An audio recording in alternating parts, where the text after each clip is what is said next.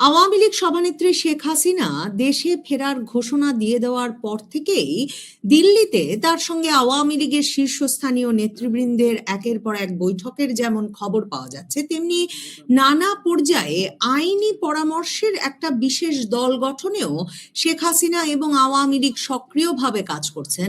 বিশেষ করে যখন শেখ হাসিনা ঘোষণা দিয়েছেন যে তিনি মৃত্যুদণ্ডের রায় নিয়েই এবছর ডিসেম্বরের মধ্যে দেশে ফিরবেন, তার সঙ্গে আওয়ামী লীগের অন্য নেতৃবৃন্দও ফিরবেন, দেশের ভেতরে থাকা নেতা কর্মীরাও যারা মামলার ভয়ে আত্মগোপনে আছেন তারা একত্রে ফিরে আদালতে আত্মসমর্পণ করবেন, তখন দিল্লিতে জোরদার প্রস্তুতি চলছে শেখ হাসিনার দেশে ফেরার নানা রকম কৌশলগত সিদ্ধান্ত গ্রহণের ক্ষেত্রে। দিল্লিতে সবে ঘুরে এসেছেন আওয়ামী লীগের সাবেক মন্ত্রী ব্যারিস্টার সম রেজাউল করিম, তার সঙ্গে শেখ হাসিনার সাক্ষাৎ হয়েছে। শেখ হাসিনার সঙ্গে দিল্লিতে সে বৈঠকে কি আলাপ হলো এবং শেখ হাসিনাকে কেমন দেখলেন তিনি, সেসব নিয়ে আলোচনায় আমার সঙ্গে যুক্ত হয়েছেন ব্যারিস্টার সম রেজাউল করিম। ব্যারিস্টার সম রেজাউল করিম, আপনাকে স্বাগত জানাই। দিল্লিতে কেমন দেখলেন আওয়ামী লীগ সভানেত্রী শেখ হাসিনাকে? মানে অনেকেই তো তিনি ইমেইলে বিভিন্ন সাক্ষাৎকারের জবাব দিচ্ছিলেন, এসব প্রসঙ্গে বলে আসছিলেন যে এটা তিনিই দিচ্ছেন নাকি অন্য কেউ দিচ্ছেন, কেই বা বলতে পারে। তারপর তার নিয়মিত অডিও বার্তা শুনি বটে আমরা সামাজিক যোগাযোগ মাধ্যমে, আপনাদের দলের বিভিন্ন বৈঠক থেকে বিভিন্ন ছড়িয়ে পড়ে, কিন্তু এরপরেও এই কথাটা কিন্তু খুব চালু আছে যে শেখ হাসিনা কি আদৌ কারোর সঙ্গে দেখা করছেন, তিনি তার সঙ্গে দেখা হচ্ছে, তিনি আছেন কেমন, সুস্থ আছেন শেখ হাসিনা, এই নিয়েও একটা সন্দেহ ছড়ানোর প্রচেষ্টা দেখি। কেমন দেখে এলেন শেখ হাসিনাকে? বঙ্গবন্ধু কন্যা শেখ হাসিনার সঙ্গে সাক্ষাৎ করতে আমার সঙ্গে আরো বেশ কয়েকজন নেতাকর্মীরা ছিল। তাকে প্রাঞ্জল মনে হয়েছে, দীপ্ত প্রত্যয়ী মনে হয়েছে, শারীরিকভাবে পরিপূর্ণ সুস্থ মনে হয়েছে। তার রাজনৈতিক বিভিন্ন পরিকল্পনা নিয়ে তিনি যে সকল কথাবার্তা বলেছেন তাতে কোথাও তাকে শঙ্কিত মনে হয় নাই এবং শারীরিকভাবে কোনো অসুস্থতাও ছিল না। আমরা সকাল 10টা থেকে বিকেল 4টা পর্যন্ত এক নাগাড়ে তার সঙ্গে ছিলাম। তিনি দেশের রাজনীতির সংকট, সম্ভাবনা এবং তার পরিকল্পনা নিয়ে তিনি কথা বলেছেন। কাজে যারা বাইরে বিভ্রান্তি ছড়িয়ে বলেন যে তিনি অসুস্থ, তিনি যে অডিও ভয়েস গুলো আসে সেগুলো অন্য কেউ দেয়, এটা একটা জঘন্যতম মিথ্যাচার। শেখ হাসিনা পূর্বের মতোই আছেন, বরং অভিজ্ঞতার ভান্ডার তার সমৃদ্ধ হওয়ার কারণে তিনি আরো বেশি দৃঢ় প্রত্যয়ী এবং সাহসী আছেন। শেখ হাসিনা সুস্থই যদি আছেন, দৃঢ় প্রত্যয়ী আছেন, তিনি ভিডিওতে আসছেন না কেন? সেটাও তো একটা প্রচলিত কথা আছে যে তিনি কি বেশি শুকিয়ে গেছেন, তিনি কি ভীষণভাবে বিমর্ষ হয়ে পড়েছেন, হতাশ হয়ে পড়েছেন, সেসব কারণেই তিনি আসলে ভিডিওতে আসছেন না কেন কিনা। এবং আরেকটা যেটা অনেক বিশ্লেষকের তত্ত্ব, সেটা হচ্ছে মানে আমরা আপনাদের কাছে শুনি, আপনারা গিয়ে সাক্ষাৎ করেন তার সঙ্গে, কিন্তু যে ভারত সরকার তাকে এমন একটা কড়াকড়ির মধ্যে রেখেছে যে তিনি একদিকে যেমন ভিডিও সাক্ষাৎও দিতে পারছেন না, আসলে রাজনৈতিক কর্মকাণ্ড পরিচালনা করতে পারছেন না, একরকমের গোপনে মাঝে মাঝে অডিওতে মিটিং করছেন। এই তথ্যটাও সর্বৈবভাবে মিথ্যা। আমরা তার সঙ্গে যেখানে সাক্ষাৎ করেছি আমার কাছে কোনো রকম মনে হয়নি যে তিনি একেবারে কড়াকড়ি একটি অবস্থার ভিতরে আছেন। তবে এটা সত্য যে শেখ হাসিনা স্বাধীনতা বিরোধী এবং একটি বড় শক্তির প্রাইম টার্গেট। তাকে বারবার হত্যা করার চেষ্টা করা হয়েছে, বারবার আঘাত হানা হয়েছে। সর্বশেষ 2004 সালের 21 আগস্ট, তার পরবর্তী 24 সালের যে ভয়ঙ্কর ঘটনা বাংলাদেশে ঘটলো, যেখানে আত্মস্বীকৃত সন্ত্রাসীরা বলেছেন যে আমাদের টার্গেট বঙ্গভবন, গণভবন ছিল না, আমাদের টার্গেট ছিল শেখ হাসিনা। অর্থাৎ তারা শেখ হাসিনাকে হত্যা করতে চান। সে কারণে শেখ হাসিনার নিরাপত্তাটা, তিনি যেখানে আছেন সেখানে নিরাপত্তাটা জোরদার থাকবে, এটাই তো স্বাভাবিক। কারণ যে সকল দেশ শেখ হাসিনাকে হত্যা করতে বাংলাদেশে তাদের গুপ্তচর অথবা তাদের অনুসারীদের ব্যবহার করেন, সেই সকল দেশের অভিজ্ঞতা কি? তারা পৃথিবীর অনেক দেশেই তাদের গুপ্ত ঘাতকদের দিয়ে অনেক রাষ্ট্রপ্রধান, সংগঠন প্রধানদের হত্যা করেছেন। সেই অভিজ্ঞতাটা তো আমাদের রয়েছে। কাজে শেখ হাসিনার নিরাপত্তাটা তিনি যে দেশে আছেন তারা খুব জোরদার ভাবে দেবেন, এটাই স্বাভাবিক। তবে তিনি রাজনৈতিক কর্মসূচি করতে পারছেন না, এটা সম্পূর্ণরূপে অসত্য। আমাদের সঙ্গে যে আলোচনা করেছেন, তিনি রাজনীতিতে কি করতে চান, তিনি বাংলাদেশে কি করেছেন, কি কারণে তাকে ক্ষমতাচ্যুত করা হয়েছে, তার সঙ্গে কারা জড়িত ছিল, ভবিষ্যতে তিনি কি করবেন, কিভাবে বাংলাদেশের মানুষকে সমৃদ্ধ সোনালী বাংলাদেশে আরো সমৃদ্ধ করবেন, এ সকল বিষয় নিয়ে কথা বলেছেন। এবং আমরা যারা গিয়েছি প্রত্যেকের মতামত নিয়েছেন, প্রত্যেকের এলাকার খবর নিয়েছেন। এমনকি ছাত্রলীগের সদ্য সাবেক একজন ইয়াং লেডি গেছিল, তার কাছে জিজ্ঞেস করছেন তোমার বাড়ির অবস্থা কি, তোমার বাবার অবস্থা কি। আর একজন যুব মহিলা লীগের নেত্রী গেছেন, তার সঙ্গে কথা বলেছেন। বিদেশ থেকে যারা আসছেন তাদের বিদেশের অবস্থাকে জিজ্ঞেস করেছেন। আমার কাছে বিভিন্ন বিষয়ে কথা বলেছেন। আওয়ামী লীগের দপ্তর সম্পাদক বিপ্লব বড়ুয়া ছিল, তাকে বিভিন্ন বিষয়ে জিজ্ঞেস করেছেন এবং কি করণীয় সেই বিষয়ে আমাদেরকে নির্দেশনা দিয়েছেন যে স্ব এলাকায় কিভাবে নেতা কর্মীদেরকে সক্রিয় রাখতে হবে, তার সঙ্গে কমিউনিকেশন রাখতে হবে, যারা মিথ্যা মামলায় আক্রান্ত তাদের কিভাবে জামিনের ব্যবস্থা করতে হবে, মামলা কিভাবে কন্টেস্ট করতে হবে, লয়ার এনগেজ করতে হবে, তাদের পরিবারকে কিভাবে সাহায্য করতে হবে, যারা শহীদ হয়েছে অথবা নানাভাবে ক্ষতিগ্রস্ত তাদের পরিবারকে কিভাবে দেখতে হবে, সমস্ত বিষয় তিনি আলাপ আলোচনা করেছেন। এটাতে রাজনীতির অংশ। এবং সেই কথাগুলো যে আমি আপনার মাধ্যমে ডিজিটাল প্ল্যাটফর্মে বললাম, বাংলাদেশের একটা মেইন স্ট্রিম একটি পত্রিকা পড়ে কতজন লোকে, আর আপনার এই ভিডিও কন্টেন্টসটা দেখবে কত লোকে। ওই মেইন স্ট্রিম ইলেকট্রনিক বা প্রিন্টিং মিডিয়ার চেয়ে আপনারটা 1000 গুণে মানুষ দেখবে। কাজে শেখ হাসিনার বার্তাটা তিনি যেমন বিভিন্ন কনফারেন্সে বলতেছেন, আবার তার হয়ে আমরা যেটা বলতেছি এটা কিন্তু রাজনীতির একটা অংশ। এবং তার পরিকল্পনা অনুযায়ী মিছিল হচ্ছে, মিটিং হচ্ছে, বিভিন্ন সংগঠনকে রিস্টাবলিশ করা হচ্ছে, ছাত্রলীগের কমিটি করা হচ্ছে, যুবলীগের কমিটি করা হচ্ছে, এগুলো রাজনীতির অংশ না? কাজে রাজনীতি তিনি সক্রিয়ভাবে করছেন এবং কোনোভাবেই তিনি নির্জীব অথবা তিনি কোনোভাবে হতাশ অথবা তিনি কোনোভাবে রাজনীতি করা থেকে বিরত আছেন বা কেউ তাকে বিরত রাখছে, এই জাতীয় যে ন্যারেটিভটা এটা সর্বৈবভাবে মিথ্যা। এই যে আপনি বলছেন তাকে খুব উদ্দীপ্ত দেখেছেন, এই যে হঠাৎ করে ঘোষণা দিয়ে দিলেন একদম ডিসেম্বরেই যাবেন, মে মাস থেকেই দেওয়া শুরু করেছেন ঘোষণা, এখন বলছেন এই যে আপনাদের সহ যাবেন। আপনি যেমন, আপনি তো ভারতে না, আপনি যুক্তরাজ্যে আছেন, আপনি এখানে তো এইখান থেকে আপনি গেলেন, আমরা খবর পেলাম যে দিল্লিতে যুক্তরাষ্ট্র থেকে, অস্ট্রেলিয়া থেকে, নানা জায়গা থেকে আওয়ামী লীগের শীর্ষস্থানীয় অনেক নেতারাই সেখানে গেছেন। তো মানে এই আপনারা এরকম নানা দেশ থেকে তার সঙ্গে আসলে বাংলাদেশে ফিরে যাবেন, এটাও তো অনেককে খুব সন্দিহান করছে যে নিরাপত্তা রেখে, পরিবার পরিজন রেখে আপনারা হঠাৎ করে জেলে ঢুকতে কেন শেখ হাসিনার সঙ্গে যাবেন? এই বিষয়টা নিয়ে আপনারা মানে তার ঝুঁকি, আপনাদের ঝুঁকি, এসব নিয়ে কথা বলার সুযোগ হয়েছে তার সঙ্গে, শেখ হাসিনার সঙ্গে? হ্যাঁ, এই বিষয়টা নিয়েও বঙ্গবন্ধু কন্যার সঙ্গে আমি সুনির্দিষ্টভাবে কথা বলেছি। আমার সঙ্গে যারা ছিলেন তারাও বিভিন্ন অভিমত ব্যক্ত করেছেন, বিশেষ করে যারা একটু প্রবীণ রাজনৈতিক নেতাকর্মী তারাও কথা বলেছেন। সেখানে খুব পরিষ্কার কথা হলো, রাজনীতি তো প্রতিদিন ক্ষমতায় থাকবো, ক্ষমতার আরামায়েশ ভোগ করবো, এটা রাজনীতি না। রাজনীতির উত্থান থাকবে, পতন থাকবে, ক্ষমতা থাকবে, ক্ষমতার বাইরে থাকবে। একটা প্রচলিত শব্দ আছে যে সমুদ্রে পেতেছি শয্যা, শিশিরে কি ভয়। কাজে আমরা যারা রাজনীতি করি, আমি যেমন আমার জায়গায় বলতে পারি, জিয়াউর রহমানের সামরিক শাসনের সময় আমি দীর্ঘদিন জেলে ছিলাম। এরশাদ সাহেব সামরিক শাসন জারি করার পর জেলে ছিলাম, শুধু জেলে না, রিমান্ডের নামে অমানবিক টর্চারের শিকার হয়েছি। কাজে আমি রাজনীতি করব, সবসময় ক্ষমতার পাশে থাকবো, একেবারে ফুলের পাপড়ি বেছানো পথ থেকে চলবে এটা না। শেখ হাসিনা রাজনৈতিক জীবনটা যদি আপনি দেখেন, তিনি যখন ছাত্র রাজনীতি করতেন, ইডেন কলেজের ভিপি ছিলেন, সেই ধারাবাহিকতা যদি দেখেন, আওয়ামী লীগের সভানেত্রী হিসাবে তো তিনি প্রায় 45 বছর রাজনীতিতে আছেন। এর পূর্বে তিনি ছাত্র রাজনীতি করেছেন, প্রত্যক্ষ না হলে তার বাবার রাজনৈতিক পরিবারের সঙ্গে সম্পৃক্ত থেকেছেন। আমার মনে হয় দক্ষিণ এশিয়ার ভিতরে সবচেয়ে দীর্ঘদিন রাজনীতির সঙ্গে সম্পৃক্ত ব্যক্তি যদি কাউন্ট করেন তাহলে শেখ হাসিনা সেটা। রাজনীতির বিরোধী দলে, রাস্তায় এবং ক্ষমতায়। কাজে আমি তার কর্মী হিসাবে শুধু না, আমার মতো যারা আওয়ামী লীগ করেন তারা সকলে মিলে এই ক্রান্তিকে মোকাবেলা করার জন্য, ক্রান্তিকালকে, শেখ হাসিনার সঙ্গে আমরা অবশ্যই যাব। আর আওয়ামী লীগের নিরেট আমাদের রেকর্ডীয় নেতা কর্মীর সংখ্যা 6 কোটির ঊর্ধ্বে, 6 কোটির ঊর্ধ্বে। তা আমরা বিদেশে কজন আছি? বিদেশে ধরুন সব মিলে যদি 1000 হয়, তো বাকি তো দেশের ভিতরই আছে। আমরা দেশের ভিতরে আমাদের নেতা কর্মীরা কাজ করছে। যেমন বর্তমান প্রধানমন্ত্রী তারেক রহমান 17 বছর তো ইংল্যান্ডে ছিলেন, আরো অনেকে বিদেশে ছিলেন।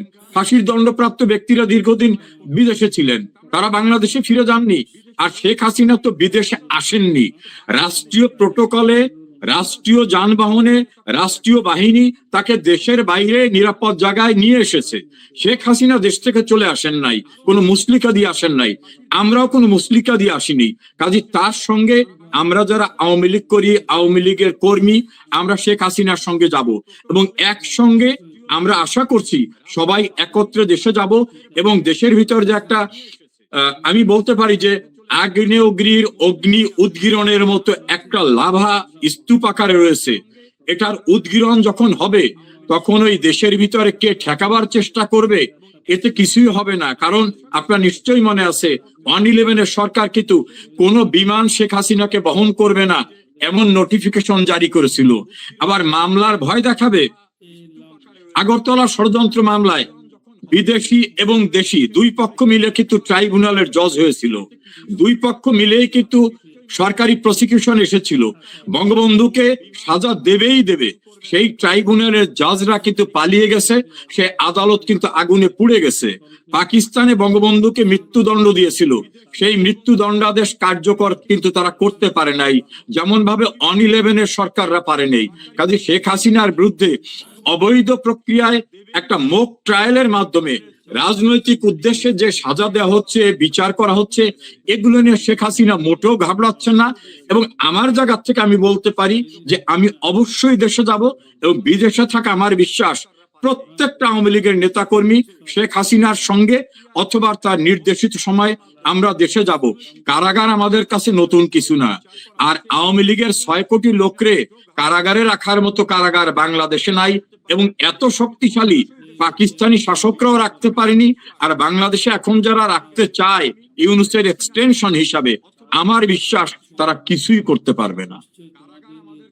কিন্তু আপনাদের তো বয়স হয়েছে, মানে সেটা নিয়েও অনেক আলাপ হচ্ছে কিন্তু সামাজিক যোগাযোগ মাধ্যমে, যে মানে শেখ হাসিনার বয়স হয়েছে, আপনাদের বয়স হয়েছে, আপনারা মিলেই দেশে ফিরবেন এবং সত্যি ভাবছেন যে দেশকে আবারও আপনাদের ভাষায় মুক্তিযুদ্ধের ধারায় ফিরিয়ে আনতে পারবেন। মানে সেটা নিয়ে যেমন একটা প্রশ্ন আছে, তেমনি 111 সরকারের কথাটা যখন বারবার আসে, কারণ খুব স্বাভাবিক, শেখ হাসিনাকে তখনও বিমানেই তো উঠতে দেওয়া হয়নি, 2 দফা বোধহয় উনি বিমানবন্দর থেকে ফেরত গেলেন। কিন্তু মনে করে দেখেন, আমি যদি ভুল বলি ঠিক করবেন আমাকে, যে তখন আপনারা তো দেশে, মানে আপনি তখন আইনি দলের হয়েও কিন্তু কাজ করছেন শেখ হাসিনার জন্য।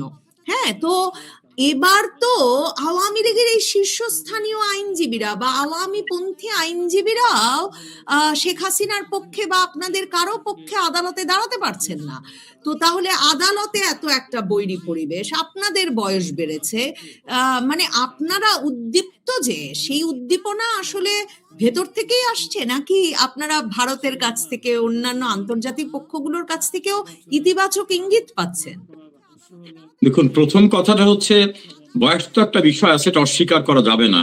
তবে কেউ চিরদিন চিরস্থায়ী না, ধারাবাহিকভাবে পরিবর্তন হবে, অন্যরা আসবে, আমাদের স্থান অন্যরা দখল করে নেবে। আপনার নিশ্চয়ই মনে আছে 111 কিন্তু আওয়ামী লীগের শীর্ষস্থানীয় আইনজীবীরা নানা কারণে, কেউ ভয়ে, কেউ প্রলোভনে, কেউ হুমকির মুখে শেখ হাসিনার পাশে দাঁড়াননি। কিন্তু সেদিন 2nd, 3rd গ্রেডের আইনজীবীরা কিন্তু শেখ হাসিনার পাশে দাঁড়াবার পাশাপাশি সারা বাংলাদেশের মানুষ কিন্তু আইনজীবীদের পাশে দাঁড়িয়েছিল। ফলে সেদিন কিন্তু ক্যাঙ্গারু কোর্ট কিছু করতে পারেনি। এখন বাংলাদেশের আইন অঙ্গনে যা চলছে, ধরুন গতকালের কথাটাও যদি বলি, সারা বাংলাদেশের তরুণ প্রজন্ম, তরুণ তুর্কিরা রাস্তায় যে মিছিল করছে, সে মিছিলের সবচেয়ে বড় স্লোগান ছিল আমরা শেখ হাসিনাকে চাই। শিক্ষার্থীরা গতদিন বাংলাদেশে, সারা বাংলাদেশের এই যে উত্তাল তরঙ্গ, এটা কিন্তু কৃষক, শ্রমিক, রাস্তাঘাটের দিনমজুর, নিম্ন মধ্যবিত্ত ব্যবসায়ী সবাই বলতেছে যে শেখ হাসিনার মতো রাষ্ট্র পরিচালনার মানুষ দ্বিতীয়টা নাই, শেখ হাসিনাকে প্রয়োজন। ফলে অ্যাজ এ হোল কিন্তু বাংলাদেশ এখন শেখ হাসিনার প্রয়োজনীয়তাটা উপলব্ধি করছে। আর এই প্রয়োজনীয়তাটা যখন উপলব্ধি করে, তখন যারা বিভ্রান্ত হয়েছিল নানা রকম প্রচারণায়, অপপ্রচারে, ধরেন একজনের কথা বলি আমি, বিএনপি মনোভাবাপন্ন BFIUজ এর সাবেক সভাপতি MA আজিজ তিনি বলছেন, শেখ হাসিনার বিরুদ্ধে কথা বলেছি, আর্টিকেল লিখেছি, ইউনূসের পক্ষে কথা বলেছি, কিন্তু এখন আমার মনে হচ্ছে আমি একটা রাম ছাগল, শেখ হাসিনাই সঠিক ছিলেন। এভাবে উপলব্ধি যারা ওই যে বৈষম্য বিরোধীর নামে রাস্তায় নেমেছিল তারাও বলছে যে আমরা বুঝতে পারিনি যেটা একটা মেটিকুলাস ডিজাইনের ষড়যন্ত্র ছিল। ফলে মানুষ যখন এক হয়ে যায় তখন বিদেশি সাহায্য লাগে না। দেখেন 71 সালে কিন্তু পৃথিবীর সবচেয়ে বড় বড় দেশ চীন, আমেরিকা সরকার আমাদের পক্ষে ছিল না। বাংলাদেশের মানুষের উত্তাল আন্দোলনের বেগের কাছে তারা কিন্তু কিছু করতে পারেনি। এর পাশাপাশি ভূ রাজনৈতিক একটা বিষয় তো আছেই, যেখানে রাজনৈতিক স্থিতিশীলতা, আঞ্চলিক শান্তি, সৌহার্দ্য, সম্প্রীতি, অসাম্প্রদায়িকতা এবং কোন দেশকে আনস্টেবল করার যে চেষ্টা, তারা সেই বিষয়গুলোকে মাথায় রেখে প্রতিবেশী বন্ধু রাষ্ট্রগুলো তাদের ভূ রাজনৈতিক পরিকল্পনা, চিন্তা চেতনায় বিষয়গুলো তো থাকবে। এই যে বড় বড় দেশগুলো অন্য দেশের রাষ্ট্রপ্রধান, সরকার প্রধানকে ধরে নিয়ে যায়, মেরে ফেলে, রাষ্ট্র দখল করে, আমরা এটাকে সাপোর্ট করি না, কিন্তু প্রত্যেকেরই রাজনৈতিক একটা কৌশল, একটা চিন্তা চেতনা থাকে। শেখ হাসিনার সঙ্গে আলাপ করে আমার যেটা বিশ্বাস জন্মেছে এবং আমার ক্ষুদ্র রাজনৈতিক পর্যবেক্ষণে, বিদেশের উপর নির্ভরশীলতা না। শেখ হাসিনা বারবার বলছেন দেশের মানুষকে বুঝতে দাও আমি কি ছিলাম, আমাকে সরবার পরে যারা আসছে তারা কারা, তারা কি করতে পারছে। এই অনুভূতিটা মানুষের যখন আসা শুরু হয়েছে তখন কিন্তু তার ফিল করছে যে শেখ হাসিনার বিকল্প শেখ হাসিনা। বাংলাদেশে শান্তি চাইলে, স্থিতিশীলতা চাইলে, ব্যবসার সমৃদ্ধি চাইলে, অর্থনৈতিক সমৃদ্ধি চাইলে, সামাজিক সুরক্ষা বেষ্টনী চাইলে, শিক্ষা চাইলে, এই অসাম্প্রদায়িকতা, মুক্তিযুদ্ধের চেতনাকে এস্টাবলিশ করতে গেলে শেখ হাসিনার যে বিকল্প নাই, এটা যারা বিভ্রান্ত হয়েছিল তারাও বুঝেছিল। মুক্তিযুদ্ধের পক্ষের শক্তিও বিভক্ত ছিল, communist party, nap, workers party, জাতীয় পার্টি, নানাভাবে বিভাজন। এখন কিন্তু তারাই বলতেছে যে আসলে মুক্তিযুদ্ধের চেতনা বা মুক্তিযুদ্ধের শক্তিকে ইউনাইটেডলি রেখে মুক্তিযুদ্ধের যে কর্মসূচি ছিল সেটাকে বাস্তবায়ন করতে হলে শেখ হাসিনাকে দরকার। এই যে অনুভূতিটা রাজনৈতিক প্ল্যাটফর্মে এসেছে, এই সব মিলে শেখ হাসিনা মনে করেন যে মানুষের উপলব্ধি এসেছে, তাদের ভুল ধারণা ভেঙেছে। ফলে এই এখন উপযুক্ত সময়ে আমাদের ফিরে গিয়ে আবার বাংলাদেশের মানুষের পাশে দাঁড়াতে হবে। শেষ প্রশ্ন করি, মানে ডিসেম্বর মানে কি ডিসেম্বরেই, নাকি সময়টা আরো আগাতে পারে বা পেছাতে পারে? যদিও তিনি বলেছেন যে বছরেই ফিরবেন, সেটা একটা প্রশ্ন। আর আসলে এর আগে যখনই নেতৃবৃন্দ শেখ হাসিনার সঙ্গে দিল্লিতে বৈঠক করেছেন, আমার অভিজ্ঞতা হচ্ছে তারা বলেছেন যে তারা এই নিয়ে প্রকাশ্যে তেমন বিস্তারিতভাবে বলতে চান না, কারণ তার নিরাপত্তারও ঝুঁকি আছে। আপনি বলছিলেন 10টা থেকে 4টা পর্যন্ত ছিলেন, মানে শেখ হাসিনার বাড়ির পরিবেশটা, সেখানে আসলে তিনি কিভাবে আছেন? আপনারা নিশ্চয়ই খাওয়া দাওয়াও করেছেন, মানে তার খাওয়া দাওয়া, তার যত্ন আত্তি থেকে শুরু করে তার অফিস, তিনি নাকি সেখানে একটা অফিস পরিচালনা করেন, সেসব মানে ব্যবস্থাপনার প্রসঙ্গে যদি কিছু বলতে পারেন। আর ডিসেম্বরেই ফিরছেন নাকি আগেও ফিরতে পারেন, কি বললেন আপনাদের নেত্রী? দেখুন, সমস্ত রাজনৈতিক একটা রণকৌশল থাকে, একটা কৌশল থাকে। সে কৌশলটা উনি আমাদের সুপ্রিম কমান্ডার, সুপ্রিম লিডার হিসাবে উনি নির্ধারণ করবেন কিভাবে কি প্রক্রিয়া হবে। অনেক বিষয় তিনি আমাদেরকে ধারণাও দিয়েছেন, সেটা তার কৌশল, এবং এই বিষয়গুলি এখনই পাবলিক করার মতো না। তবে একটা জিনিস বলি, আমার সঙ্গে যারা ছিলেন সবার সঙ্গে উনি একাত্রে খেয়েছেন। একেবারে সাদা মাঠা বাঙালির যে খাবারটা, আমি শেখ হাসিনাকে খুব ভালোভাবে তার সঙ্গে পরিচিত হয়েছি 82-তে, 1982 সাল থেকে। তারপরে রাজনীতিতে ওনার ক্যাবিনেটে এমপি মন্ত্রী হিসাবে কাছের থেকে দেখেছি, কোনো পরিবর্তন নাই। উনি খাবার তুলে দিচ্ছেন এবং কে কি খাবার খেতে পারে উনি তাদের সঙ্গে খাচ্ছেন। ওনাকে উচ্ছ্বসিত মনে হয়েছে, কার প্লেটে খাবার নাই সেটা তুলে দিচ্ছেন, খাবারের পরে ডেজার্টকে নিচ্ছে না, এই তুমি এটা নিচ্ছ না কেন। এমনকি সর্বশেষে খাবারের পরে বাঙালির যে নিজস্ব একটা অন্যরকম একটা আয়োজনও থাকে, সেটার আয়োজন তিনি রেখে চাই, তোমরা পান খাও নাকি, পান খাও। অর্থাৎ মমতায় ভরা মায়ের জায়গা থেকে শেখ হাসিনা যেভাবে সবাইকে নিয়ে চলতেন, আমি এই প্রায় 2 বছর পরে তার সান্নিধ্যে দেখলাম তার এক তিল পরিবর্তন হয়নি। কোনো শঙ্কা তার ভিতরে দেখিনি, কোনো দুর্বলতা দেখিনি, কোনো আতঙ্কিত অবস্থা দেখিনি।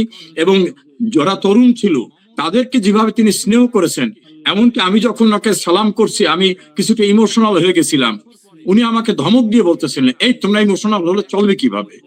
এভাবে ওনাকে দেখেছি যে একজন রাজনৈতিক নেতা শুধু না, একটা প্রধানমন্ত্রী না, একটা রাজনৈতিক দলের প্রধান না, মায়ের মমতায় ভরা যে মানসিক অবস্থাটা তার, বাঙালি রমণীর যে একটা নিজস্ব চরিত্র থাকে, মাতৃত্বের একটা আদর অনুভূতির, সেটার কোনো অনুপস্থিতি দেখিনি। তবে তারিখটা কবে হবে সেটা তিনি নির্ধারণ করবেন। আর সব বিষয় নিশ্চয়ই এখনই পাবলিক করার মতো না। তবে এটা বুঝেছি তিনি নিশ্চয়ই, তার একটা বিশ্বাস জন্মেছে যে তার দেশে ফেরার জন্য সামগ্রিক বিষয়টা অনুকূলে আসার মতো পরিস্থিতি হয়ে আসছে এবং তিনি দেশে ফিরবেন, এ বিষয়ে কোনো শঙ্কা আমার মাঝে নেই।